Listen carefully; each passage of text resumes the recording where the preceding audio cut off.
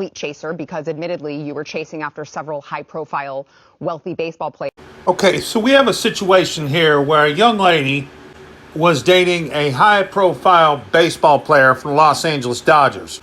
Long story short, she is now seeking punitive damages from said baseball player in the amount of $51 million. Now, at one point in this interview, the interviewer tends to ask about bruises on her face, and she's just shrugging it off like, no. She's not doing this because she claims to be a victim. She's doing this because she wants to help herself to his bank account, i.e. the $51 million she says she deserves to have. So I have one part of this video, and I want you to watch this and see her reaction and how she acts to things. Idea what had happened to my full body. But if it was that severe, wouldn't you already feel pain?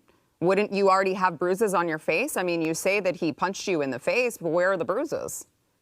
Yeah, so that's something that has not, been publicly released, or he won't talk about. But over and over again in this process, we have handed him pictures that were taken between 20 and 30 minutes right after that video was taken, of the bruising starting to develop, of the scratching, and it has been time and time again verified through metadata. It was a matter of being in the correct lighting, the spacing to take the right thing.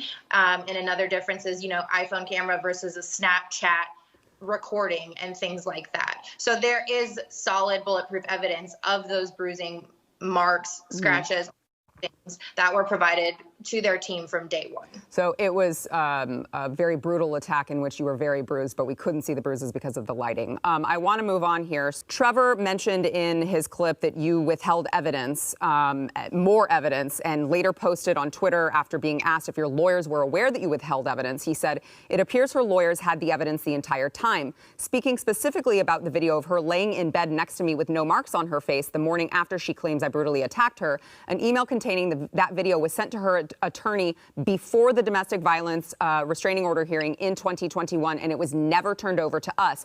Perhaps that's why he insisted on adding his name to the released parties section in the settlement agreement. There was also a 12-day span of texts between Lindsay and two of her closest friends immediately following the incident that were deleted. We asked for them in discovery for the restraining order hearing, and they were not turned over. Trevor Bauer has finally been exonerated. Accusations, they came from a woman named Lindsay Hill. He's proven innocent now. How do I steal his money? I will fake abuse. No one will fact check me on that. And then women say there aren't any high value men out there for me. Long story short, this man's career has been ruined. He no longer plays in Major League Baseball. He has to resort to Japan. And the pay gap from playing in American baseball to Japan is significantly lower. In fact, his salary went from essentially $51 to $52 million a year all the way down to $3 million. This man, the good news is exonerated. The bad news, will it carry over back to Major League Baseball to the point that will allow him back? Or is this woman so vindictive that she has ruined this man's career? You be the judge, folks. Let me know in the comments down below. This is a heinous act to falsely accuse someone of something they didn't do.